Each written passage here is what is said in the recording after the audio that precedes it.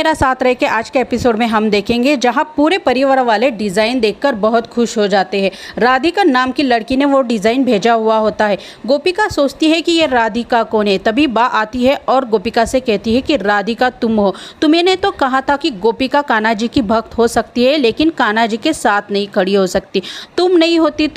तुम नहीं तो क्या हुआ, राधिका तो हो सकती है ना। आज सक्षम को तुम्हारी डिज़ाइन की बहुत ज़रूरत थी तो राधिका कान्हा जी को कैसे हारने देती। गोपिका बा से कहती है लेकिन मैंने ये डिज़ाइन तो जला दी थी। माँ कहती है सक्षम को राधिका की ज़रूरत थी तो राधिका ने ये डिज़ाइन भेज दी। सक्षम मिथिला जी से कहता है मुझे राधिका को थैंक यू कहना है। वो कागज़ पर देखता है कि राधिका ने फ़ोन नंबर लिखा हुआ होता है। वो राधिका को फ़ोन लगाता है। बा गोपिका से सक्षम से बात करने के लिए कहती है लेकिन गोपिका हिम्मत नहीं जुटा पाती और डर के मारे कमरे में छुप जाती है। सक्षम बार बार गोपिका से बात करने की कोशिश करता है लेकिन गोपिका डर के मारे बात नहीं करती। बा फ़ोन काट देती है और गोपिका से कहती है जब तुम्हारा मन हो जाए बात करने का तो तुम फ़ोन यूज़ कर लेना। वही मिथिला जी डिज़ाइन को देखती है और कहती है जिसने भी ये डिज़ाइन बनाई है बड़ी दिल से बनाई है। केशव बहुत खुश हो जाता है और सक्षम को मैनेजिंग डायरेक्टर बनाता है। तभी मिथिला जी कहती है आज मेरे सक्षम ने साबित कर दिया कि व्यापार की भागदौड़ तो वही संभालेगा। सक्षम चिराग कहता है कि भाई को प्रोजेक्ट मिलने की खुशी में तो पार्टी होनी चाहिए। मिथिला जी कहती है पार्टी तो होगी लेकिन मेरे हिसाब से होगी। कान्हा जी की वजह से आज मेरे सक्षम दिकरा को इतना बड़ा प्रोजेक्ट मिला है तो हम कुलदेवी के मंदिर में हवन करेंगे। सक्षम कहता है मैं राधिका को थैंक यू कहना चाहता हूँ इसलिए इस हवन में मैं राधिका को इनवाइट करना चाहता हूँ। मिथिला जी कहती हैं आज राधिका ने सही समय पर हमारी मदद की इसीलिए उसे आमंत्रित करना तो बनता ही है। गोपिका ये सब सुन लेती है। वहीं मामी जी का घर बिखरा पड़ा हुआ होता है। मामा जी कहते हैं कि तुम घर साफ नहीं रख सकती। तभी मामी जी कहती है कि दिवाली के बाद गोपिका आ जाएगी तो वो सब सारा घर साफ कर लेगी। मामा जी कहते हैं गोपिका दिवाली के बाद भी नहीं आनी चाहिए। मामी जी कहती है दिवाली तक मैं एक नौकरानी ढूंढ लूँगी। मोदी हाउस में विजय तेजल को फ़ोन करता है।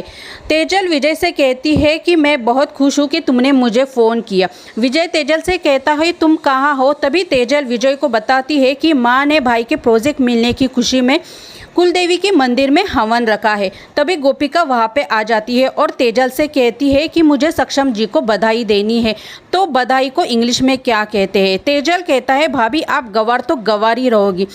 तेजल कहती है उसे कॉन्ग्रेचुलेशन कहते हैं। गोपिका सक्षम के कमरे में सक्षम को कॉन्ग्रेचुलेशन कहने जाती है लेकिन वो ठीक तरह से कॉन्ग्रेचुलेशन नहीं कर पाती। तभी सक्षम गोपिका को कहता है तुम लॉक करके कमरे में नहीं आ सकती क्या।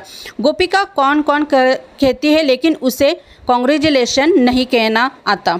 सक्षम गोपिका को कहता है एक वो राधिका है जो उसने मेरी मुसीबत में मेरी मदद की और तुम हो। तुम्हारा चेहरा देखता हूँ तो मुझे चिढ़ आ जाती हो। तुम यहाँ से चली जाओ। और सक्षम राधिका को बार बार फ़ोन करने में लगा हुआ होता है। गोपिका पूजा में जाने के लिए पूरी तरह से तैयार होती है। वही मामी जी घर पर नौकरानी बुलाती है और उसे घर का काम समझाती है।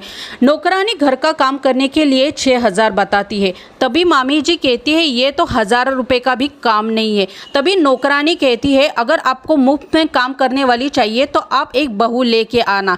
मामी जी को यह आइडिया बहुत अच्छा लगता है और मामी जी सोचती है काम तो कुछ किया नहीं लेकिन लाखों की बात करके गई। गोपिका बहुत खुश हुई होती है। वो बार बार सक्षम जी का वॉइस मैसेज पढ़ रही होती है। आशी मामी जी को फ़ोन करती है और कहती है ये चिराग तो कुछ काम का नहीं। वो तो सक्षम को भगवान मानता है जैसे मेरी सास मेंढकी को भगवान मानती है और उनके पीछे पीछे रहती है। तभी मामी जी कहती है कि हमें उन दोनों को एहसास दिलाना होगा कि घर के मालक और मालकिन वो है। हमें कुछ ऐसा करना होगा से पूरी घर की भागदौड़ तेरे पति के हाथ में आ जाए। मिथिला सक्षम के पास आती है। सक्षम मिथिला जी से कहता है माँ मैंने राधिका को इनवाइट कर लिया है। तभी वहाँ पे आ जाती है। मिथिला कहती है कि तुमने सक्षम के माता पिता की कुंडली ले ली ना। तभी आशी कहती है हाँ मैंने ले ली। आशी कहती है गोपिका भी आएगी ना। मिथिला कहती है कि अतिथि को हमारे साथ आने की अनुमति नहीं है। अतिथि है तो अतिथि की तरह ही रहे। मिथिला जी आशी को मिनल के साथ बैठने के लिए कहती है और पूरे परिवार वाले मंदिर में चले जाते हैं। गोपिका भागती भागती आती है और वो देखती है कि पूरे परिवार वाले उसे छोड़कर मंदिर में चले गए हैं। सोचती है कि कोई भी मुझे लेकर नहीं गया। वही घर वाले हवन के लिए मंदिर में आते हैं, तभी मामी जी वहाँ पर पूजा कर रही होती है। मीनल मामी से कहती है आप यहाँ, तभी मामी जी कहती है मैं तो हर रोज़ यहाँ पर आती हूँ अपनी बेटी के परिवार की खुशी के लिए। सक्षम बार बार राधिका को फ़ोन कर रहा होता है, तभी चिराग आता है और कहता है कि आप इतने परेशान क्यों हो। सक्षम बार बार गोपिका को फ़ोन लगाता है, लेकिन गोपिका है कि फ़ोन नहीं उठाती। तभी चिराग कहता है आप कितने कॉल लगाओगे। सक्षम चिराग से कहता है कि हमारे देश में इतनी अच्छी डिज़ाइन हो और हमें पता ही नहीं। मैं दिल से चाहता हूँ कि वो हमारे साथ काम करे, उसे उस काम के पैसे मिले, उसे उसकी काम, वो ये सब कुछ डिज़र्व करती है। आज जब मैं प्रेजेंटेशन दे रहा था तो मुझे ऐसा लग रहा था कि कोई मुझ पर एहसान कर रहा है। आज का एपिसोड यहीं पे ख़त्म होता है। हम देखेंगे जहां आशी पंडित जी को मिनल की कुंडली देती है। सक्षम कहता है कि माँ ही मेरे साथ पूजा में बैठेगी। बा मिथिला से कहती है गोपिका बहू घर पे है तो तुम अपनी कुंडली उससे मंगवा लेना। गोपिका कुंडली लेकर आ रही होती है, तब वह रास्ते में देखती है कि तेजल और हितेन बातें कर रहे होते हैं। ज़मीन पर उसे तेजल की और हितेन की एक फ़ोटो मिलती है। वो विजय से कहती है कि तेजल तो तुम्हारी अच्छी दोस्त है ना, तब तुम ये क्या कर रहे हो। तभी विजय कहता है मैंने अब तक तो कुछ किया ही नहीं, ये फ़ोटो तो कल पूरा शहर देखेगा। और आज का एपिसोड यहीं पे ख़त्म हो जाता है।